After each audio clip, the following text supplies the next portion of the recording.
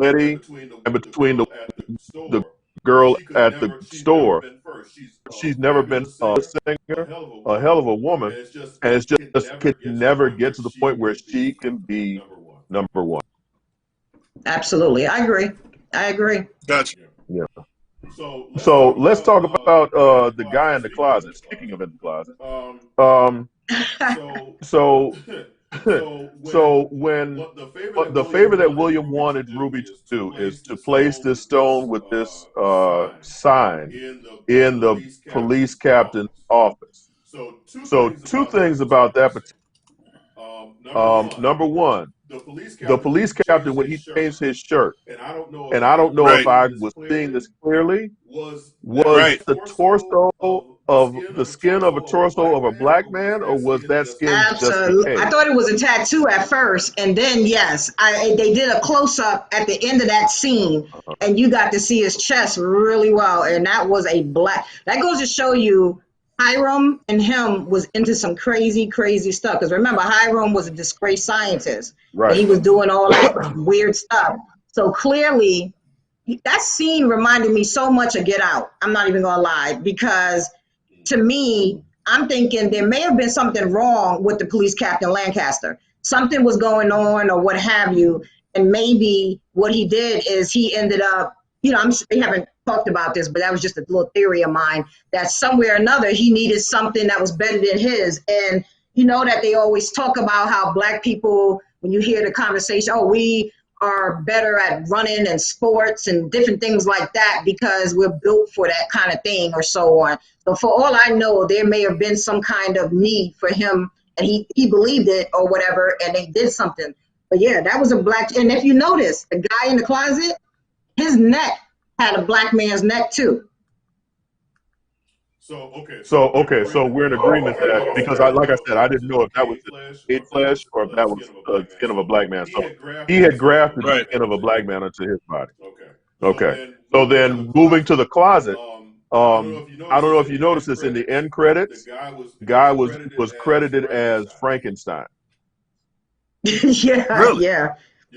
Yeah. So I'm telling you, man, look, at this point, when I watched this show, I watched it first time just for entertainment. Then the second time, I go through it looking because See? you can't, when you watch it the first time, it's just like, oh, wow, you're watching the plot progress. But then the second time, you get all the nuance of everything on it. Like you said, DJ, I have yet to check out the podcast from the writers on the show. Oh, that's great. But the podcast is wonderful. Oh, it's amazing. Oh, dude. Yeah. But I will tell you, nice segue between Jimmy the Greek, getting fired for talking about, Oh my gosh.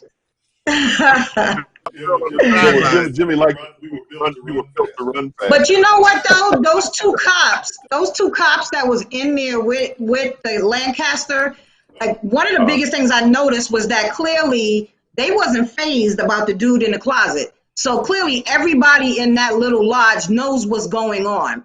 Okay. And secondly, the thing is that if I heard them correctly, yes, the dude that's in the closet knows where money is that Lancaster wants, but he's already dead. So somehow or another, they brought this dude, they cut his tongue out. You know what I'm saying? So I'm thinking to myself, like, why would you cut his tongue out when you're trying to get some information from him? But from the way I understand it, he was dead. And now they're trying to find out where this money is that Lancaster wants. But what if, if that's the case, what if, I was going to say, what if they're not the ones who cut his tongue out? Oh, honestly, that's the thing. I mean, I don't know how it would have happened. Maybe he got caught up with something or what have you. But this clearly is a person that they want to get something from, because he makes a statement and goes, "The dead always talk." You know what I'm saying? Right, so whatever happened, whoever didn't want them to find out the information cut his tongue out. Possibly. So he possibly. couldn't talk. Possibly. And so they're going to figure out a way to make him talk. So they out there looking for a tongue, soul back in his mouth.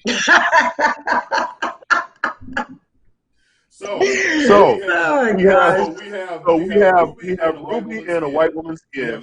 We have the police captain with the skin of a black man. We have the reanimated corpse in the also seems to have the skin of a black man.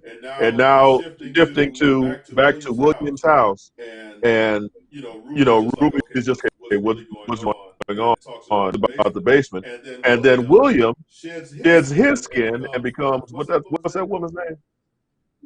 Christina. Christina, yeah. So Nicole called that last week too. Oh, did she? You know what? I have a number of people that called that. They said that the two of them have never been in any scenes together, and I was just like, nah. I Yep, I listened to got all these shot down, theories. and I said I believe it. I got shot down I too. listened to all these I theories, said it. Who shot you and I'm down? just like, yeah, whatever. And quite a few people, they said, nah. They think that, maybe they. I'm like, but the point is, one of the biggest I was things one of them. that alluded to it was in episode 2. Remember when they was trying to leave that castle, that little mansion, and Christina's car was in the bay with all those other cars, that silver Rolls Royce or whatever it was. Right. And William Right. came out. And it's like, she wasn't there. And you're thinking, why is it that every time you see something, she's not there and he is? And I even questioned, remember when they was at the mansion, her father. I'm like, does her father even know that this dude, William, even, what I'm saying, exists? It almost seems like they never were together for them to interact at all. So that's what alluded me to the fact that something was going on. Not to mention they both look like children of the corn. So there was something that was going on. You know what I'm saying? So now I gotta go watch the whole damn series over again. Right, you know what I'm saying? Yeah, watch it just once, man. You got to go back, and it forces you to go back and check out everything. absolutely. So here's my question. So following this plot line, here's my question. Is Christina evil, or does she truly have some altruistic motives for what she's trying to do? Or just You see, opportunistic? well, that's the biggest plot hole there is right now for me, because Christina cannot, even though she's a Braithwaite, she has no claim to anything for it because she's a woman. Remember what she told Atticus? She says, you get one of these rings just because you was born a man. And so when he says not even a white one, you know what I'm saying? Kind of like throwing it back in her face. Like, I still beat you because of this. You know what I'm saying? But at the same time, that's where, in a way, and if you guys want to hear it at some point, I have another theory to that whole plot line. So, but anyway, go ahead. No, I mean, you were right. That last time you called, You gotta pick up your daughter? Oh, yeah. No, pick up my daughter. No. Okay, so let me just tell you this one thing. This is just one theory that I have, okay? Remember, all these people they seem to be turning into has either died or bled at some given point. You follow me? So in a way, the way she described William's death, you don't know if William's dead or not, technically. The woman, when Letty hit her in the face when they was at Artem and so on, I don't know if she died or she just bled out on the floor or whatever the situation is. Remember when Ruby had sex with William, she cut her hand and he ended up sucking her blood and so on.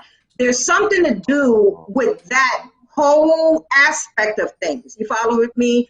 And my theory is that there may be a baby that has to come into the picture. For all we know, remember, Letty died and was brought back to life. So if there is a situation where they got to take people who died or something like that, it's quite possible that, and this is just a theory, that she can morph into Letty or something, get Atticus to sleep with her, and then she turns around and has a baby. And if it's a boy, then she gets to have access to all the Sons of Adam stuff because it is a boy. Anyway, that's just my theory. Oh my. Well, you better go ahead, girl. That's Okay. Well, we're gonna have to remember that. So, hey, Roy, can you write that down so we can, we need to So I'm going to lean into Nicole's bleeding theory a little bit because remember when Tick and Betty sex, she bled, and there was another character bleeding, and I'm just like, okay, so that means that she will eventually try and real quick, have someone take her. Go ahead. Real quick on that. Okay, Nicole, since you got pretty much the chronological thing down pat. Right. Now, Letty bled. Right. But she kind of played it off, and Tick was cool with it. And even the ladies on the podcast, and the ladies on Facebook, and they all gave him dap and credit, for not, tripping, not freaking out because she was on a period, is what they thought. Right. But then Letty says to him at the booth when they were talking, like, you're my first. Like, I never, Yeah. But when she had a conversation with my boy, who's in the show, Tree. We screwed in high school. Right. She's like, you remember, we boned in high school. That was absolute sarcasm because she sat there and was telling the truth to things. What happened is that Atticus would have had to tell her what Tree said. You follow me? And if you listen to how she said it to him, he says, I got, 1, 2 legs, and then I have another one that's Tree or whatever it is. That's why they call me Tree. And she says, right. And she said, oh, aren't I supposed to know that since we screwed in high school, since we fucked in high school? That was sarcasm. Okay. It was all sarcasm. And that's what that was. It wasn't even. So it was basically her saying, you lied on me back in the day that you got something. Absolutely. Okay. Absolutely. That's what, okay. But see, I knew you would know. Well, Nicole come in with Hey, man. Nicole came in with the knowledge, boy. Woo! Okay. That's why I asked her, Nicole. Hey, man. That's why I asked her. Yeah, crazy. I mean, Nicole's gonna be our resident Lovecraft Country. Man, She already was. yeah, she is. I mean, it's official now. Okay. So moving to the next thread. Something that was not a secret at all. I think all of us figured it out. Montrose is gay, and he shed his skin, so to speak, in that he finally recognized that he was gay, and that he wanted to be in a relationship with, I forget that other character's name. Sammy. Oh, disco montage. Sammy. And they even had a little disco montage for his cover party. That wasn't disco. Well, He was at a drag show. Right. He was. Right. I mean, I'm being facetious. There's a lot of history there, brother. I mean, but I mean, he finally allowed his truth to come out. So this pretty much cements the fact that George is Atticus' father, right? I don't Not know if it's cemented just yet. I think it's still early to say that. Right. Because remember when George was dying in the bed at Artem, and he sat there and he told him, he says, remember, Tick may not be yours. And Montrose turned around and said, you shut up, because I thought we settled that back in, back already, and so on. And for some reason, still think there's some kind of open dialogue there. There's something else. I mean, and don't get me wrong, you may very well be right that George is his dad. I mean, it may just be that simple. But for some reason, I feel like there's something else added to that for some reason. Okay, can I throw a theory out here? Sure. Okay, so, well, it's not a theory. But somebody online just said that they don't think Montrose is Montrose. Well, I have something to say, but go ahead anyway. No, No. No, Because hey, that's why he said it. I was It's your reaction. Okay. So watching this whole thing, everything we've seen, everybody keeps morphing into something else. Nobody is who they say they is. You follow me? right. And so on. Right. And even when they went to go try to rescue Montrose, and he came out the ground, blah, blah, blah. For some odd reason, I do feel that there is something that could possibly be controlling him. You follow me? For instance, in this episode, the little stone that Christina gave Ruby to put in Lancaster's office and so on had the same emblem on that paperwork that Atticus was deciphering and so on. Right. I kind of think something happened to Montrose why he was held captive, because remember, he was the bait to get Atticus to come out there. Remember, he sat there and he even didn't even claim to really do much with that letter or whatever it was that Atticus received.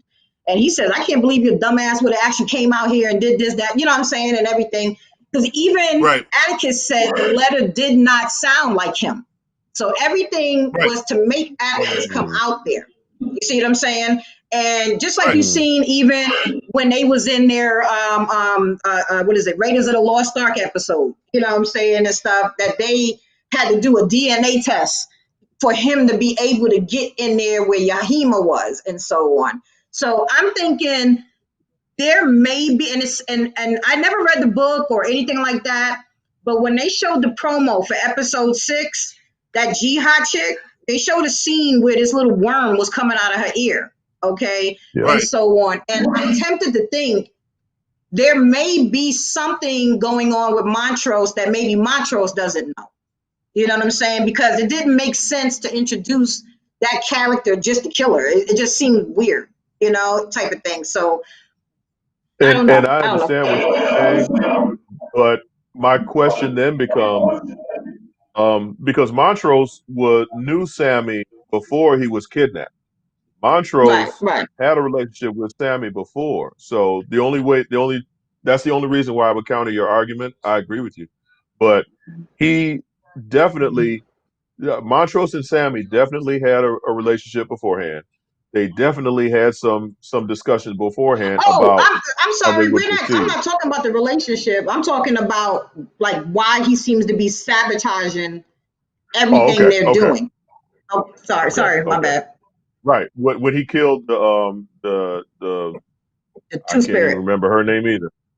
Yahima, thank you. When he killed Yahima, something is controlling him. He was looking at the blood on his hands. The look was not of, okay, I did my job. That was more of a look of confusion. And I thought so.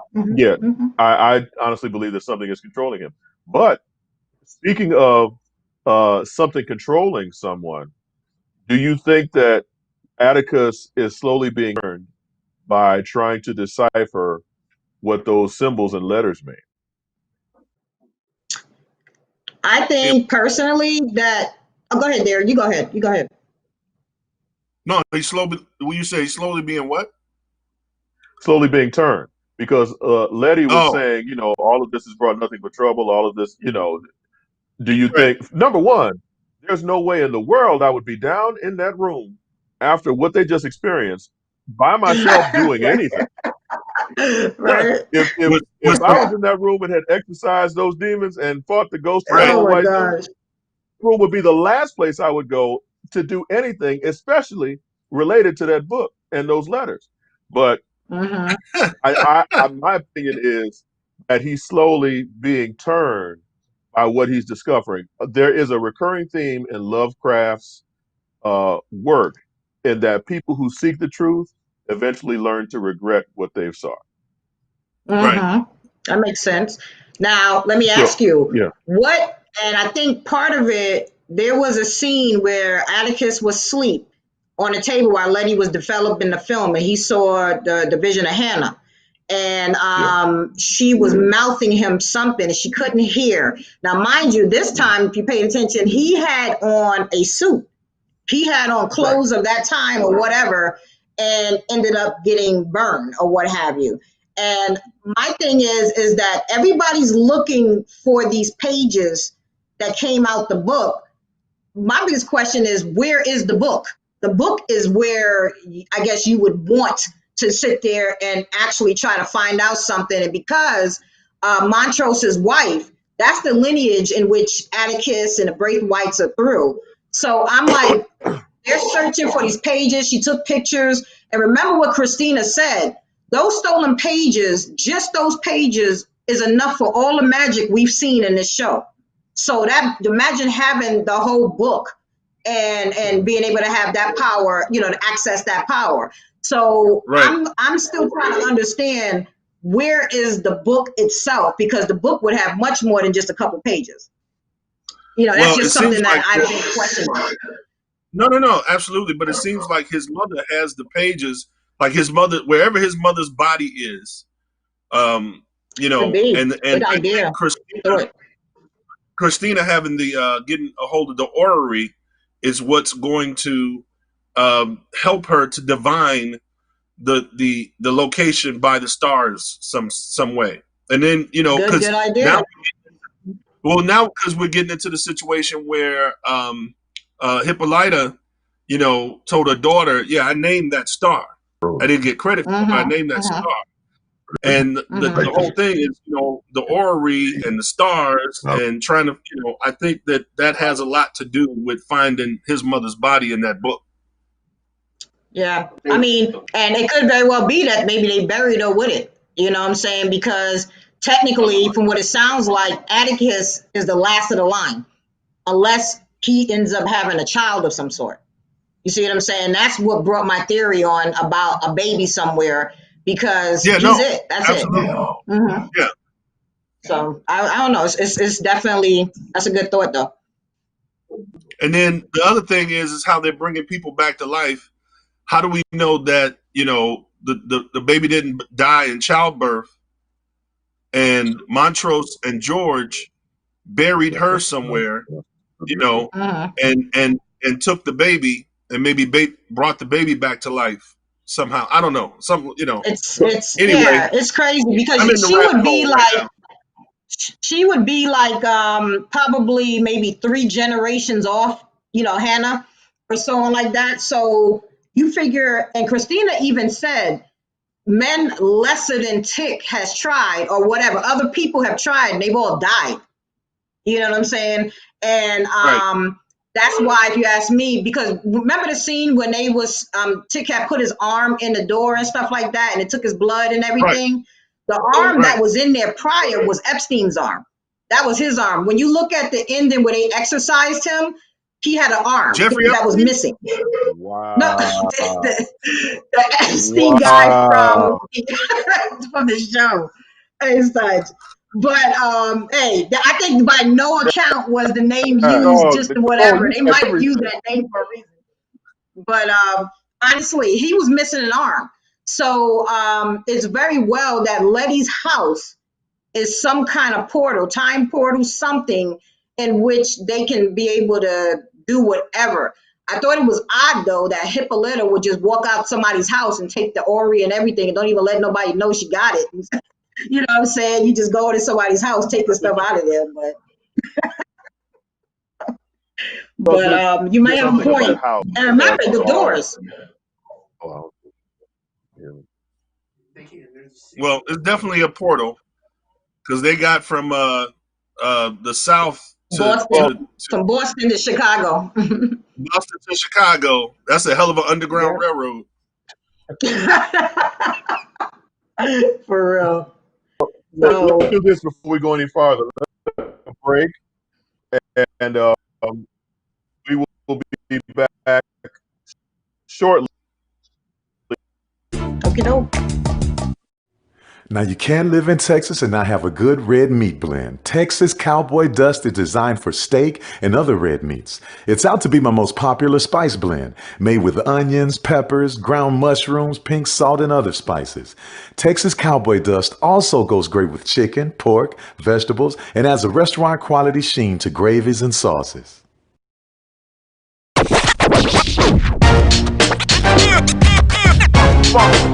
It's like a loop machine. Going around town, people trying to get down. Vanilla smoked sea salt seasoning is for seafood. The tarragon and fennel bring out the natural sweetness in seafood. I also use it in rice dishes, on yams, asparagus, blueberry pancakes, and believe it or not, chocolate chip cookies. Vanilla smoked sea salt adds a salty and savory component to sweet dishes that create a symphony for the tongue. The Cuvée Group is a Florida-based marketing and training consulting firm. We help businesses communicate to their target audience and engage them in conversation.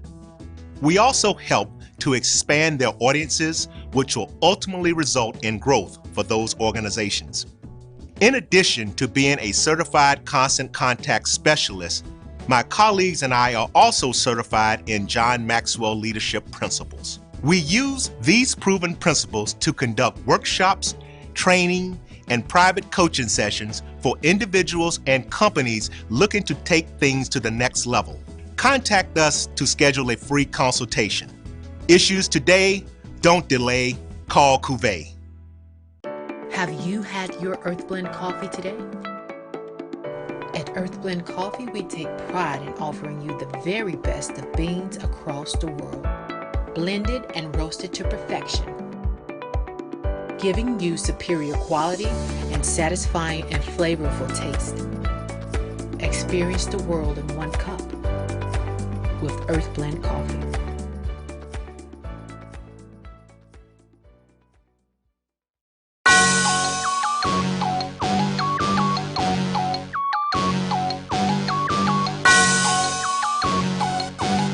Yeah. I love my HBCU. And boy, I love it, love it. I love it, love it. I love my HBCU. And man, I hope my team they won one. I hope my team they won one. Yeah, man. I hope my team they won one. I hope my team they won one. I tune into the HBCU Sports Lab to see if my team won or lost. If they lost, I'm quiet as a mouse. But if they won, keep tab. I'ma do the dab, yeah. Dr. Cavill, he know what he be talking about. Mike and Charles, they know what they be talking about. They compress the analytic data with this hip hop. If you know them like I know them, they gon' tell you if your team, if they won or lost, and who the ball, So listen to Professor, yes sir, and pay attention, cause he gon' teach a lesson. It was a monumental game for A&M and Tampa. It was a monumental game. Somebody had to lose, and thank God it was them this time. We knew it was going to be a battle. Look at Jake Aves' record. 202 and 36, I think, some off-the-wall figures. And nobody would play him because they didn't want to take a chance of getting beat. But the truth of it is, over 46,000 tickets. Blacks were sitting in the east stands. Whites were sitting in the west stands. And the score wound up 34-28. The only thing we proved that we wasn't inferior, that we were not inferior, and we were not afraid. For one night, for 160 minutes, we was better than them. This is Brian Fulford. AD Drew and I are co-hosts of the BCSN Sports Wrap. We talk about all things related to HBCU athletics. From the games, teams, coaches, and fan interest stories, we cover it all. You can find our shows on Facebook at BCSN Sports Wrap, YouTube at MyJBNOnline, and everywhere you listen to podcasts like Anchor, Spotify, Google, and Apple Podcasts. You can also find the show on the JERICHO Broadcast Network's app. Make sure to download. We look forward to you joining the conversation and being a part of the show. Let's face it, shopping for insurance can be time-consuming. That's why when it comes to your auto, home, and life insurance needs, make things simple and trust the experts at Allstate. They will help you get the coverage that fits your needs while helping you bundle your life, home, and auto policies. Bundling saves you money, sure, but...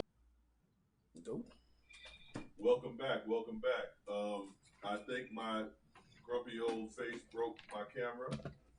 So you cannot see me. But we're back once again. So continuing the Lovecraft conversation. Hey, I said it without flubbing the line. Once again, my sectionist got to hold it down. Okay. Can you hear them? Yeah, so. Yeah. Yes, thank you. You know what's going to happen? I need to find me a picture of Luke Cage and be like Nicole and just have my glamorous shot. Instead of there you go. Look at me.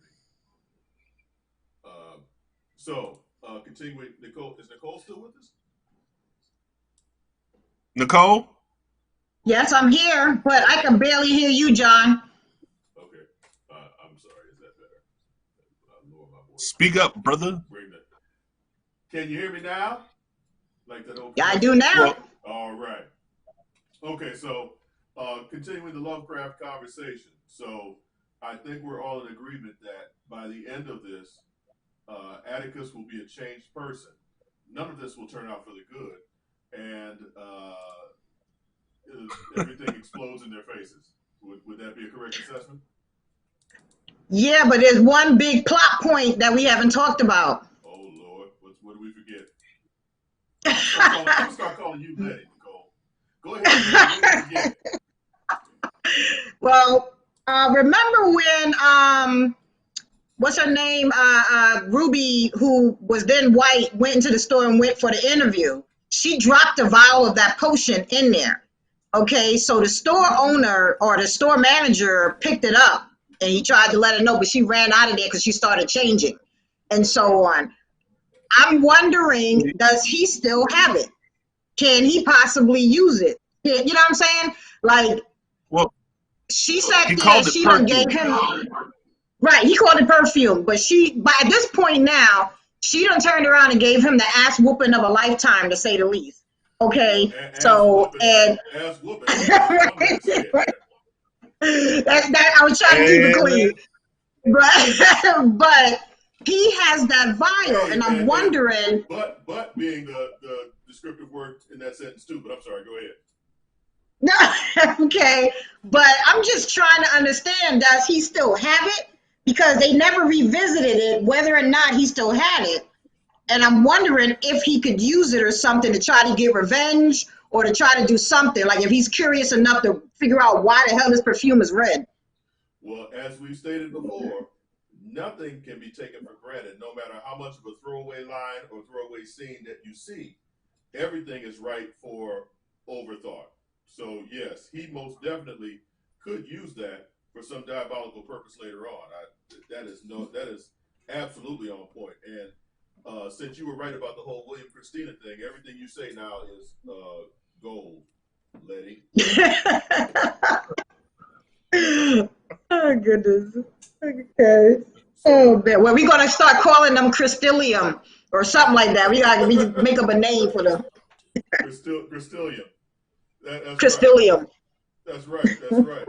So okay, just general thoughts on this series as a whole, because in the book, and this, I was in a group chat earlier today with someone, and they said again, milk is chilling.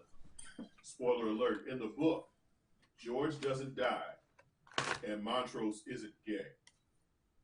So, what do you think? What plot point is being driven home by killing George and making Montrose gay? What do you think? Was it necessary for those two things to happen in order to drive this along, or what's going on? Okay. Like he was part of the show. We're not gonna do this Game of Thrones thing now.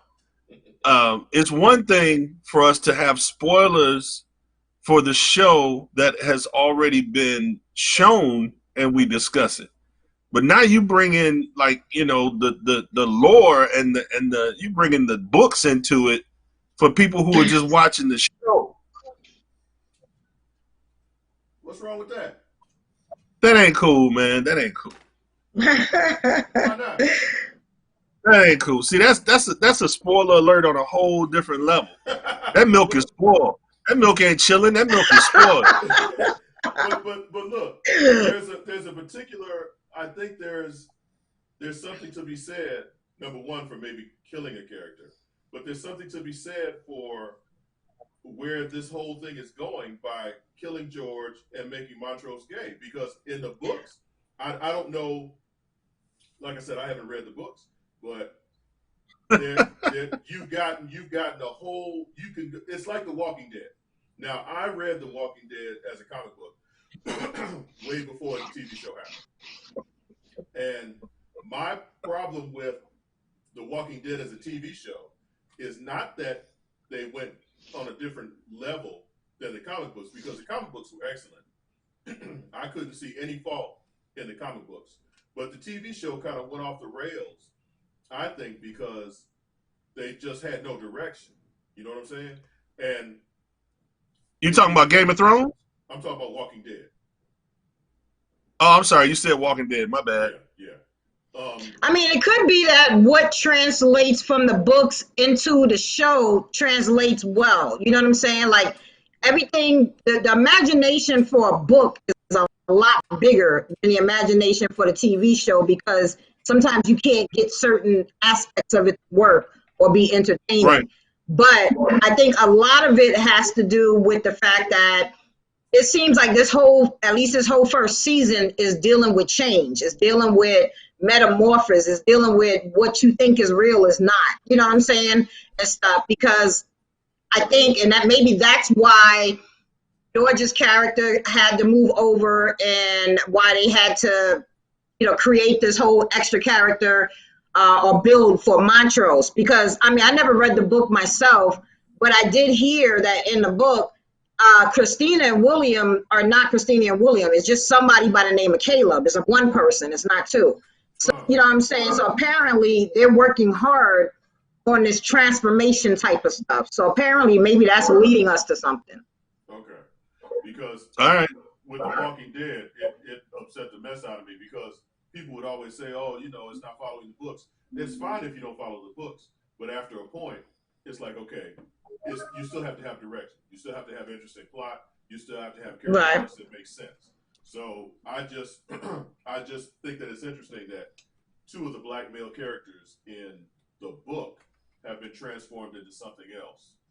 Yeah, but you also know too, that's kind of, they do a lot of like real life social commentary in these shows, and that's kind of what we're dealing with now. Like, when and I say this respectfully, but the gay agenda is big now. You know what I'm saying? So a lot of times you got pressure to sit there and show, or as it's put, to have representation or something like that to that effect. So when you look at all these, say again? It could be simpler than that. It could be some Hollywood thing because one of our commentators, my boy Mario, said that basically Michael K. Williams, who played Omar, pretty much has it in his contract that he gets to bang a dude in every series he's in. So, oh my gosh. Well, think of it this way then. I mean, think about it. Christina changed herself into William and then turned around and screwed Ruby. So now Ruby gets to find out that it wasn't a real man that she was screwing, it was a woman. You know what I'm saying? So, I mean, that's a whole nother developing type of situation. Is Ruby going to try to stay with that situation? Is she going to leave it? You know what I'm saying? Like, what's going to happen there? So it just really seems like they're pushing this whole thing in regards to like nobody is who they are. Everybody's like just almost intersexual with everybody, so to speak. It's very odd how they're doing that part. Okay. I got two things to say.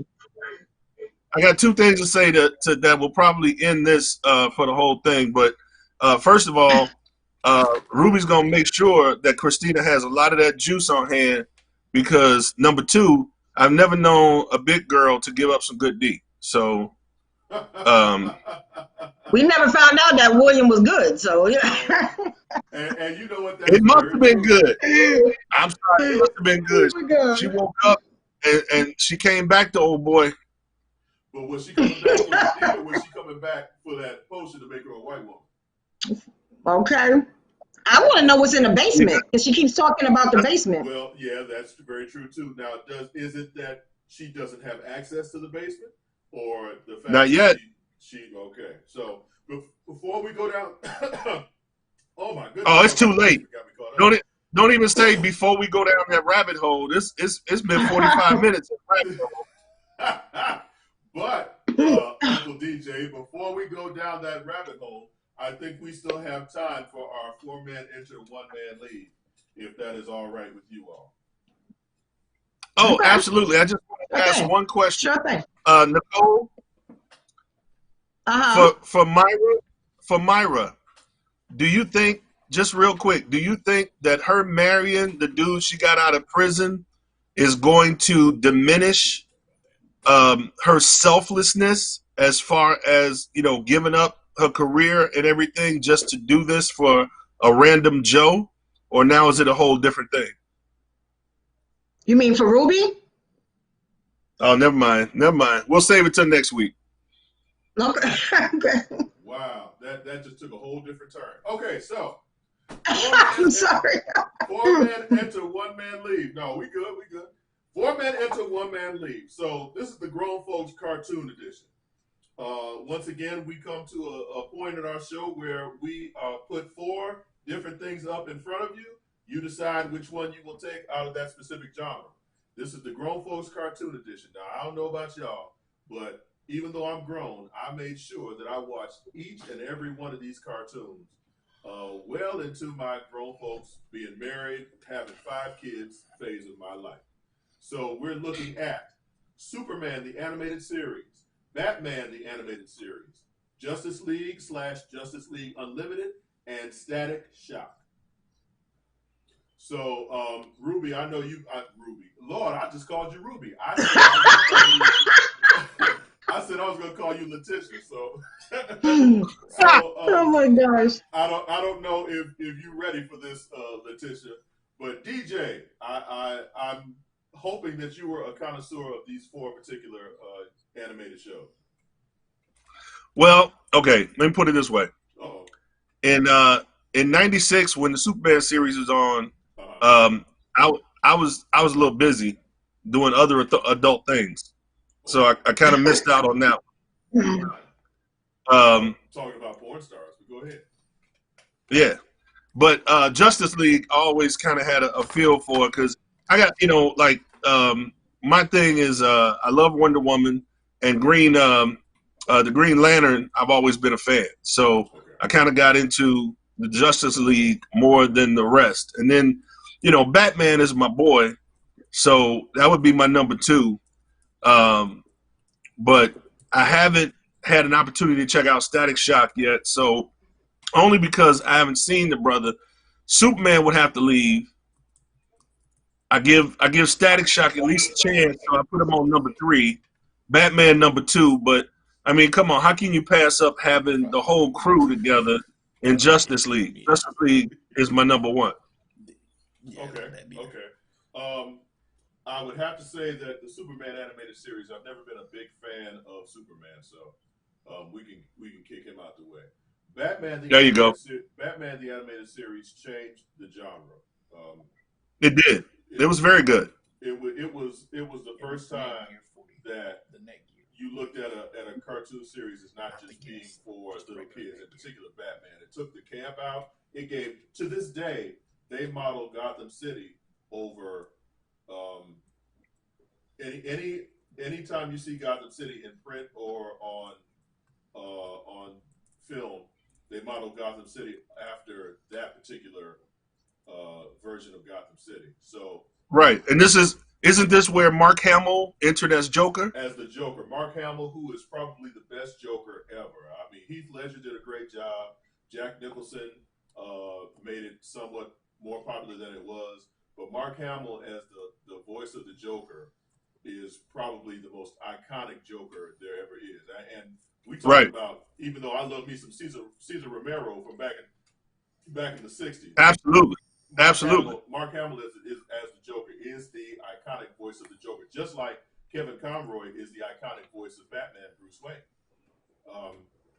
So much so that when they did the ridiculous crossover with the CW this past year, they made it a point to bring him on, if for no other reason than just to hear him say those lines as Bruce Wayne. Okay, can I pull a audible real quick?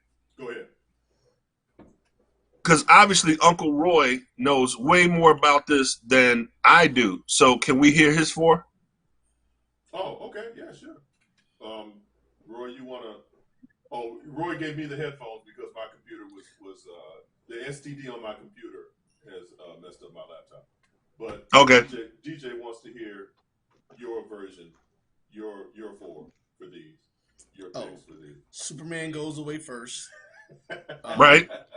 You telling me a Superman? Oh my gosh. So he said Superman goes away first. So I think we all can agree that Superman is the first one gone, just because he didn't really add anything new to the genre. Yeah. Superman is first. Which one you got next? I know this is gonna be hated, but Static for me is the next one. Oh Lord, he said Static goes next. Okay, go ahead. I mean, hey John, you said Batman changed the actual genre of this. John, you know we can hear him, right? Cartoons. Oh no, I didn't know that. They can hear you, Roy. Okay. You know,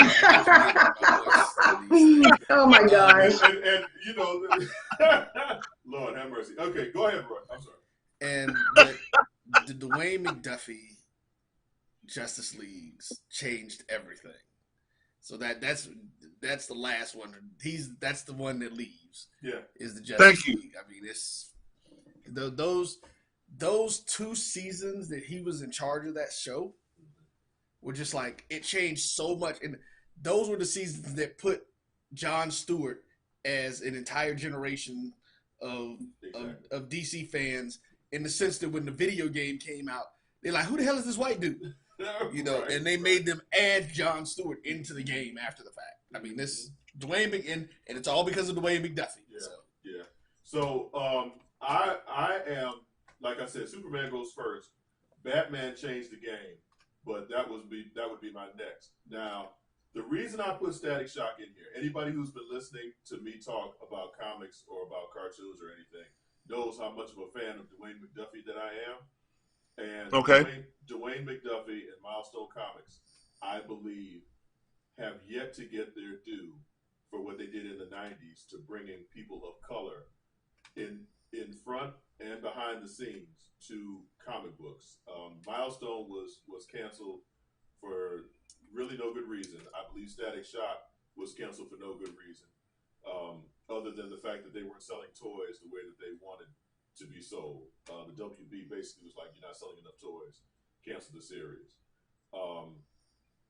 And Static Shock, I think, did so much for so many kids coming up, being able to see this young dreadlocked hero that looked like them, but who was a nerd, but it made it cool to be that nerd.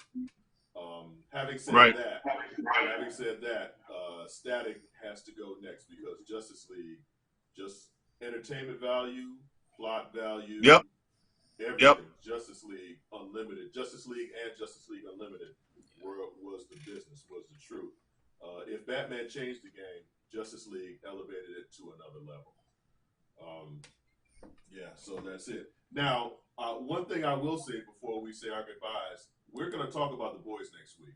I don't care what anybody says. We're going to talk about The Boys. There you go.